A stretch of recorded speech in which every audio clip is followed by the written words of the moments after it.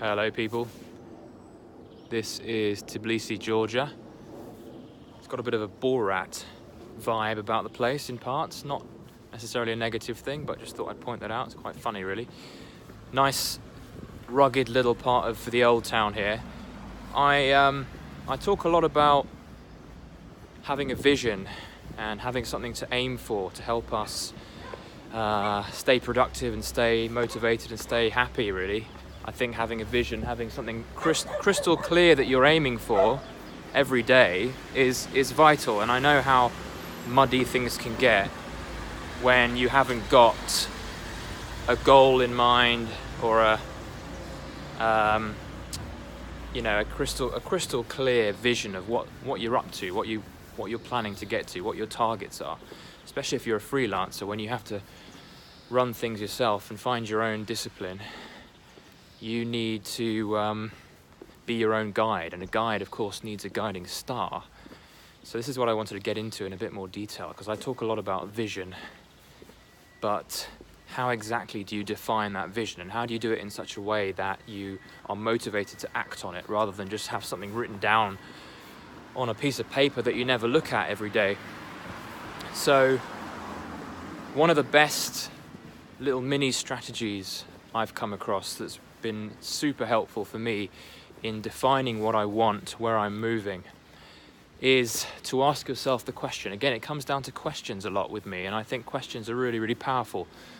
So the question you'd ask yourself is, imagine yourself 1 year from now, looking back over your year.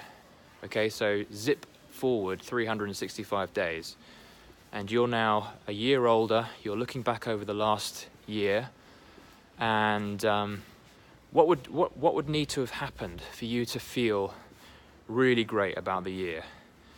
What would need to have happened over the last 365 days for you to be truly proud of yourself, elated, euphoric even, willing to get out of bed, to jump out of bed every morning with happiness, proud of what you've done, and just feeling a sense of real aliveness and pride at what you've done, what you've achieved?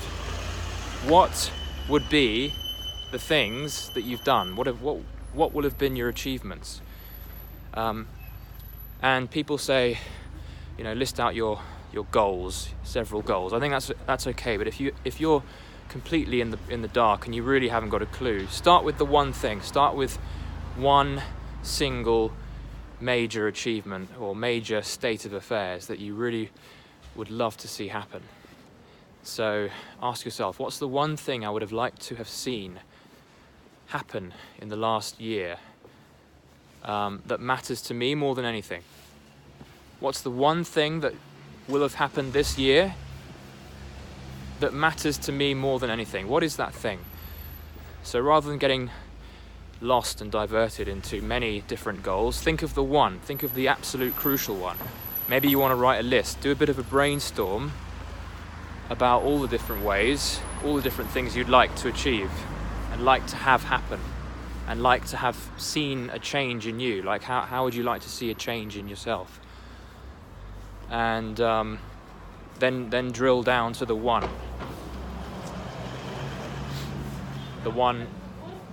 most important thing out of that list. What is that thing?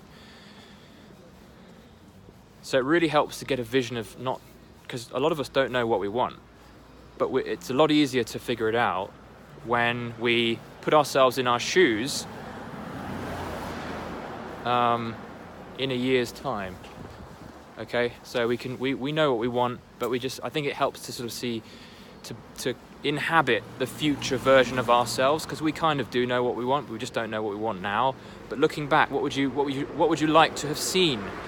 I know that I'm rambling a bit, and this is not ideal because there's a lot of noise, but I hope that makes sense. Look back over the year. What's the one thing you would love to see have happen? And then you want to find a way of really falling in love with that idea so that you don't deviate away from that vision every day. And as I've mentioned in other videos, the key to that is really coming up with several reasons why. You've got to find your purpose behind that thing, behind that one goal. So write down a list. Once you've come up with your big vision, write a big long list of reasons why that would be a good thing. You could write a list, or you could do the 7 layers deep approach, which I talked about yesterday, which is to ask the question why 7 times. So go 7 layers deep on the question why for each answer that you give. So say you have come up with the idea to add 100 videos to your YouTube channel. It's just a completely arbitrary idea, but let's say that that's your big vision. That would make you feel great about yourself. You'd be happy about the level of discipline that you would have put into that. You'd have been proud of yourself for getting on camera. This is the kind of thing that's on my mind at the moment because I'm making videos, but you can do whatever you like. And you'd ask yourself the question, why? Why is that important to me? And then you might say, because then people are going to know about me. And then you might say, okay, but why is people knowing about you important? And then you'll think, because it helps my business. And then you'd ask yourself, okay, why is my business important?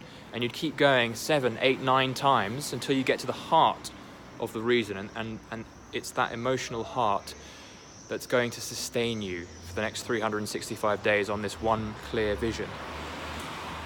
Okay, so that's what you want to get it down to. You want to get it down to a really crystal clear vision and a emotionally strong reason why that you return to every day.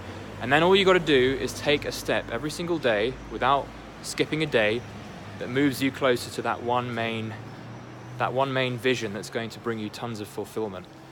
And you'll find that whole package is going to be quite self-driving. You'll be quite self-motivated.